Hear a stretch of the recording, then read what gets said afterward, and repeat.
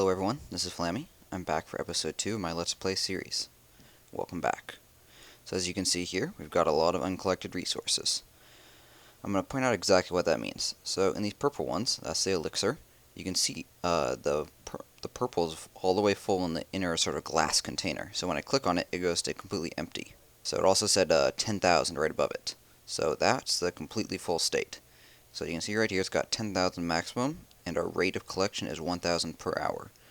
All of our mines and collectors happen to be at this particular level, so that's the rate on all of them. If we upgrade them, we can see it only costs 7,000 to upgrade, but it takes 12 hours, and it would increase it by 300 per hour, and the total storage by 10,000. So currently 10,000, or 1,000 per hour, and 10,000 total, we fill up in 10 hours. So at least at this level we can last most of the way through the night without overflowing. So let's go ahead and collect the rest of them now. So you can see these two elixirs on the left and the right both turned red. Then I clicked on them and they said can't collect anymore basically. Up here on the top right we've got 51,000 out of 51,000, so we are completely full on the elixirs. So with that in mind, we've got 2 free builders, so let's go ahead and look at upgrading this. Okay, so upgrading this will take 6 hours, cost 25,000. We've got 44,000, so yeah, let's do that with one of our builders. Tie them up for the next 6 hours. Also, just after the last video ended, before I went to sleep a couple hours later, I upgraded a couple extra walls, and I also upgraded the mortar, which finished overnight because it took 12 hours to upgrade. And I think I upgraded this cannon. Yeah, it's now 4. But these other ones are still 3. Oh, this one's also 4, so I guess I did the arch tower and the cannons. Okay, so, oh yeah, this, because we were almost full in elixir, and because it doesn't take a builder to upgrade, I also upgraded archers. So as you can see up here, we are archer level 2, the 2 stars. It's sort of important to know about upgrading, because one is really important. You can see here that this archer costs 80 to train. Now, 80 elixir, and it also has 2 stars right here on the left. What this actually means is its attack has been upgraded. So I can bring this up. Its attack is 9, it was 7 before. Its hit points is 23, it was 18 to 20 before. And its cost is 80, it was about 50 before. So it raises all of those when you upgrade them. It does not change any of these stats down here. Housing space is the same, as well as training costs and movement speed. So you don't have to worry about those, but cost does increase, and that's going to be the main one you're going to be concerned about. So at times you might not want to upgrade quite yet, but eventually you're going to want to upgrade. Okay, anyways, the army I queued up at the end of the last video is fully trained. So here we have it. You can see it here. Full 60 out of 60. We can queue up some extra units. Actually, we'll go ahead and do that now. So the advantage of queuing extra units before you need them is pretty good. So you can see this is going to take 2 minutes to train the first one, and 8 minutes to train all of them. Well, if we go and attack, once we place down units in the battle, these guys will start finishing. Because we're full now, they won't finish now, this progress bar will just fill up and then pause. But that will immediately start going again in-game. So once we come back after a battle, we'll have a couple units waiting for us, beyond the ones we didn't deploy. So we can go queue up, let's say 10 archers here, and let's do 5 and 5 in this one. Okay, now I'm going to take a minute to talk about base defense. So I showed you this base and it hasn't really changed other than upgrading walls and upgrading defenses since last time. But why do I have my units placed in such a way? Well, the most important thing about base defense for new players is keeping all your defenses close together. So as you can tell, all 5 of these are huddled right around the middle town hall. Other than that, my important structures are inside the walls, also huddled around the town hall, and by extension huddled around the defenses. So that's these 2 storage units for golden elixir. Also, I have the clan castle there because it deploys troops when I am attacked. So I keep these troops. Same troops in here. We haven't been attacked overnight. Fortunate of us. Although we are a low trophy count, so people probably, not too many people can search us yet. And maybe because we look scary for our effective trophy count. Okay, beyond the inner defenses, we're going to put all of our walls. We have more walls than is strictly necessary to do like a single border. A single border would just come around this outside here, where I'm clicking.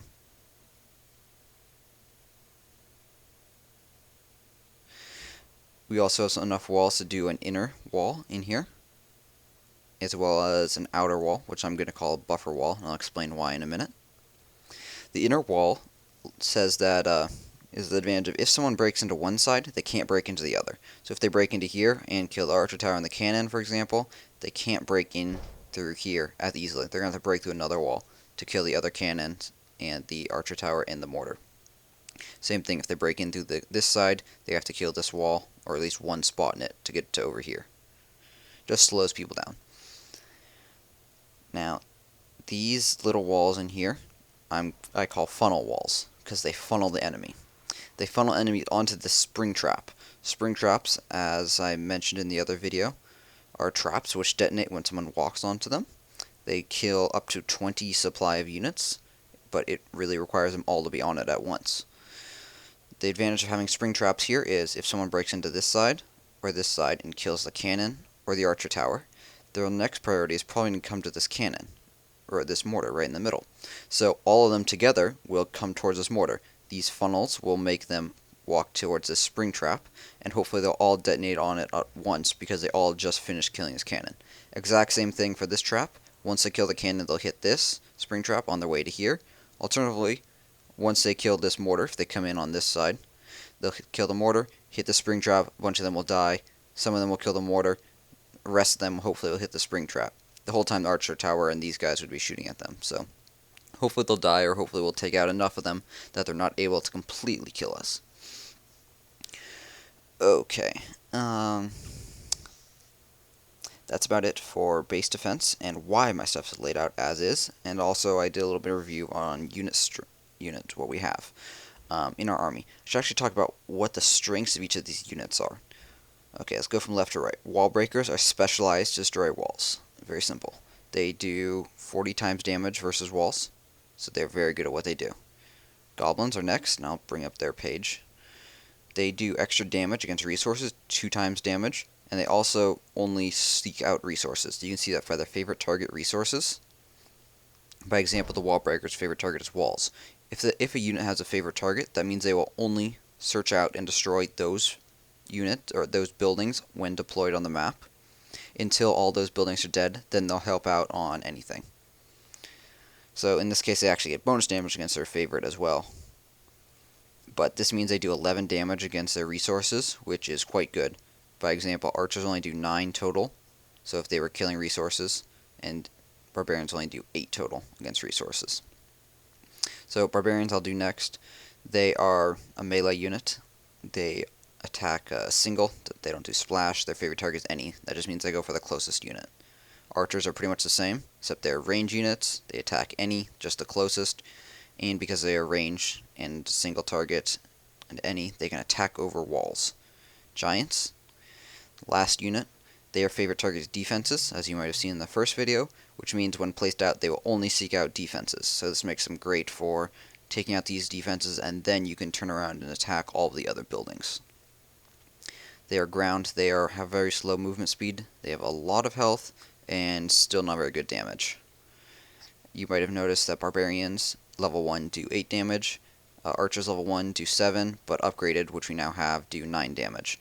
So these guys are barely better. And most importantly, these guys cost 5 housing supply right there, which means this takes up 5 times the supply of any of the other units we're currently building. So all these other units on the bottom row require a higher barracks level. So as you can see, this barracks is level 2, so it's right above it, where I've got it selected here. Our highest barracks over here is barracks level 5, and this one, oops, wrong pane. This one can train the first 5 units. So the other ones I could upgrade to train goblins, giants, and wall breakers, but I have not yet, and maybe will later. Maybe we'll see. As for these units on the bottom row, we have balloons, wizards, healers, dragons, and P.E.K.K.A.s from left to right, and those are all more specialized units than these first ones, and we'll get to them later. So with this army of ours, let's go and attack. Once again, spending 110 gold per attack. So, this is going to be an example of a terrible base. This person is lower level than us, level 10, but they're also significantly higher trophy count than us, as evidenced by the 33 trophies we would get if we 3-starred them. So, this would be a very easy win. Why? Because, well, I don't think they have any defenses. I mean, they should have a cannon around here somewhere, because they have one cannon over here, but that's it. It's poorly placed. Much harder to attack than our other base. I'm not actually going to attack these guys. Why? Because you can see in the top left, they only have 3,000 gold and 6,000 elixir. That is just a really terrible amount, and just makes it not worth it. So if I was here to attack and try to get trophies, sure, I could attack this and get trophies without placing too many units, but at the same time, it's a waste of time, and because I wouldn't get that many resources. I'm mainly looking for resources at this point in the game. Trophies are just an unexpected side benefit. So we're going to find a different match. Because the time ran out, I had to surrender. There's no penalty if you don't actually attack. Okay, similar sort of base as the last one. 2 spread out. These people clearly just started playing and quit soon thereafter. I'm going to want them to have at least some trophy count. Wow, I guess there's going to be a lot of these guys. So it's 3 in a row. All these guys have terrible trophy counts. Okay, this is the worst yet. This guy's got 200 of each resource, which would barely afford putting down like 6 units. Which would kill the cannon and then everything else, but it would be slow to do so. So, level 21, this guy's significantly higher than everyone else. I feel like I might attack this guy just because I sort of enjoy the challenge of doing so. So you can see this guy's walls are better upgraded. The lowest level wall is this wooden one I just clicked on over here on the right. Next high upgraded one is this rough stone. We have a couple of those. Next upgrade is this smooth stone. We don't yet have any of those. And then next upgrade is this black one. So, okay. I'm going to attack this guy. I'm going to detonate on this. I'm going to have giants attack this guy first, and then they'll go here, because that's the next closest defense. So put down 2 bombs. Oh, they destroyed the second one. Stupid archer tower.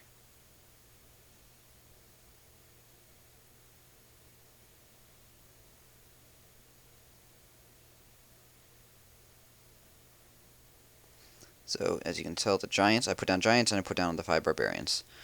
I also put down the archers. Well, I guess the archers were really fast to kill that. Didn't really expect them to do that.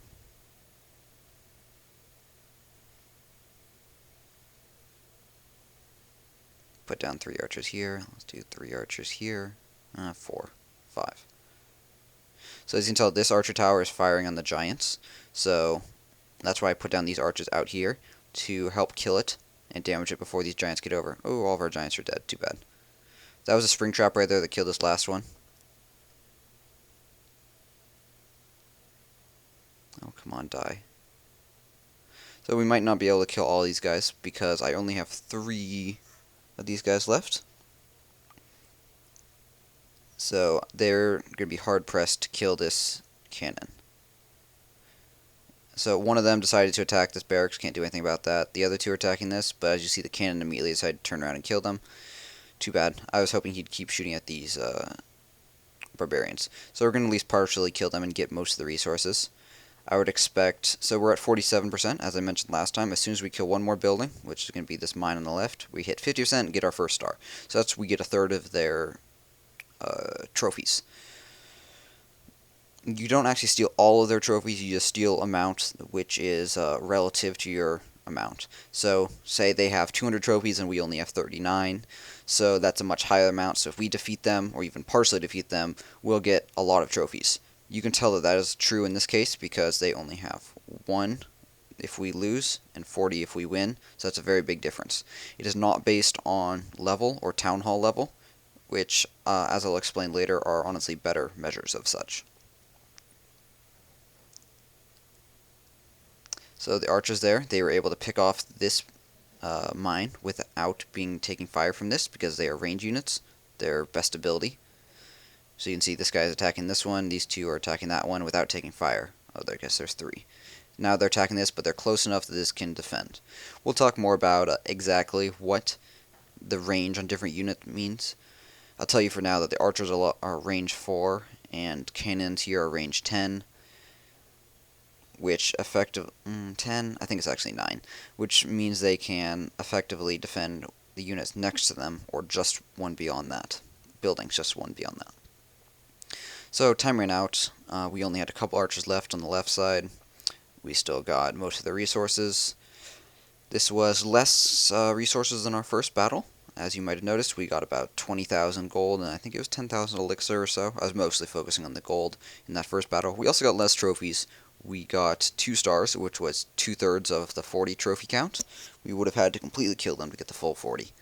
We also deployed our entire army, so let's go back and queue that up. So as you might remember, at the beginning of this video, we queued up some units. So we have 3 giants that are already completed in this army camp, and various other units that I've completed over here. 20 units in this one. So let's go ahead and see, let me remember what we want. We want 4 of these. Let's do 5 of these. 2 wall breakers. Those are goblins, by the way. And that brings us to 47 out of 60. So let's go queue up a couple more guys over here. So I wish I had more archers last time. So yeah, let's just do all archers. 8 archers in here and 5 over here. So that brings us to 60 out of 60 right there. So that's going to finish up. The slowest to build is going to be this barracks. Oops, I keep hitting the wrong one. Need to hit train troops, not info. As you can tell in here, it's going to take 7 minutes to finish up. So both these other ones are going to finish before that. So no biggie deal there.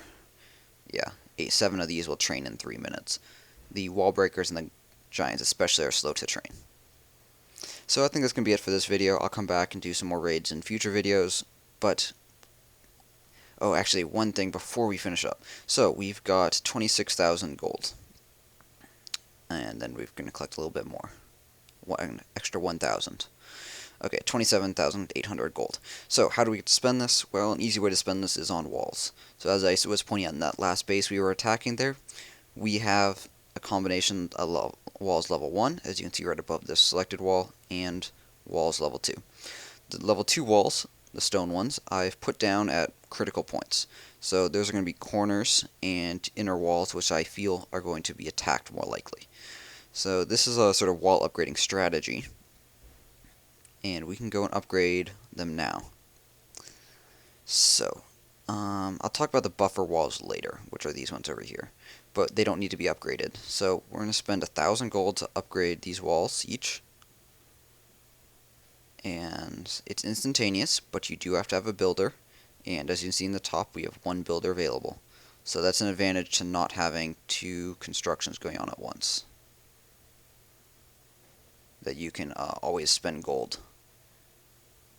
And if you don't have the resources, if you spend them, no one can attack and steal them. So that's always good to spend as much as possible. As far as elixir goes, well, we just got too much of it, so can't really do much about that. Well, actually, as far as elixir goes, we've got 50,000 of it. And we've queued units. So why don't we go and start a training? So this is the panel I came to off video last time. We've got 50,000, which is enough to start 2 upgrades.